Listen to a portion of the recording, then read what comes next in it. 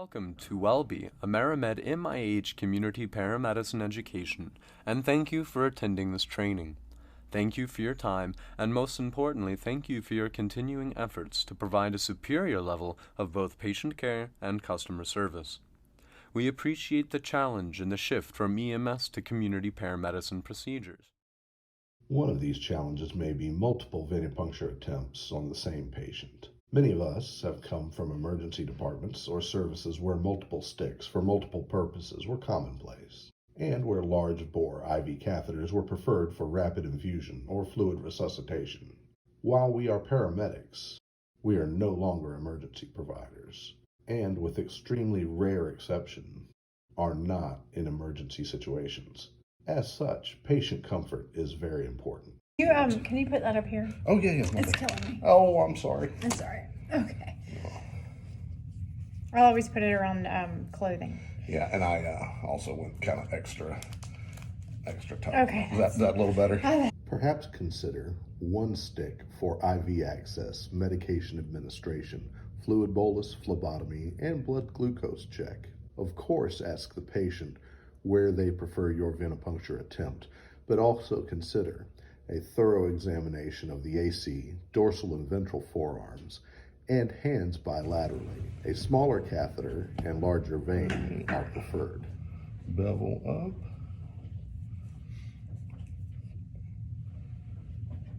And ready, 1, 2, 3.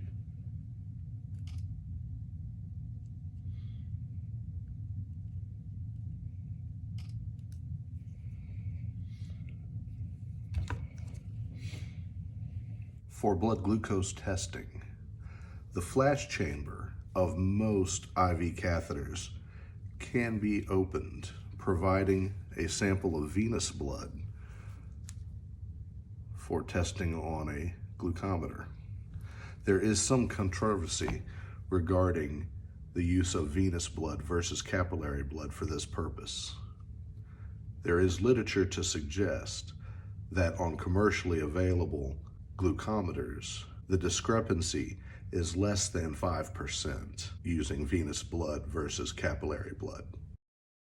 For phlebotomy from an IV site, especially if you have used a flush on the IV, it is important to allow blood to circulate for several minutes.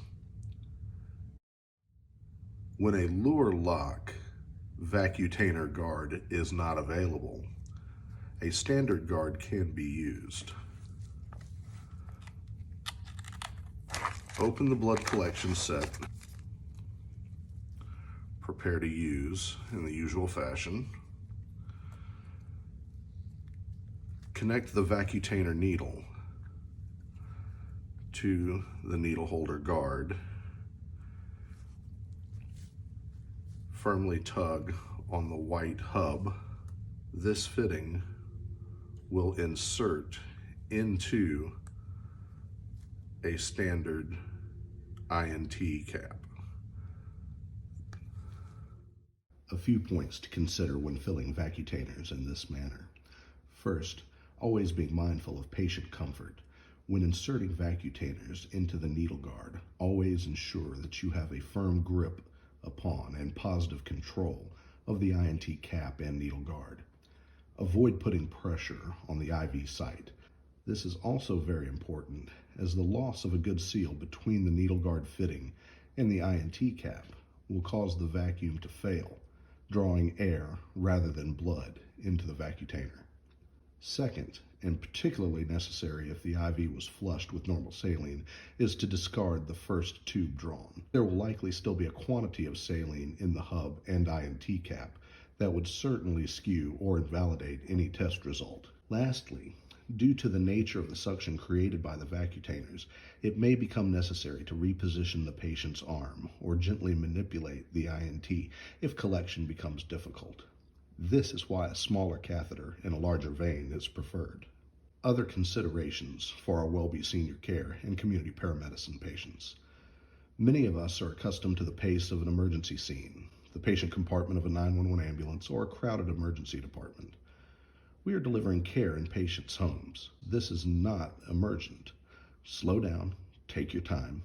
You are very likely the only provider this patient will see today or for the next several days. Perhaps suggest they take appropriate steps to ensure they're adequately hydrated. Use your heat packs and topical lidocaine whenever appropriate. And of course, make every effort to provide as pain-free a stick as possible. If you discover ways of executing on these tasks smarter, better, or faster, please tell your training officer immediately. Thanks, and as always, be safe.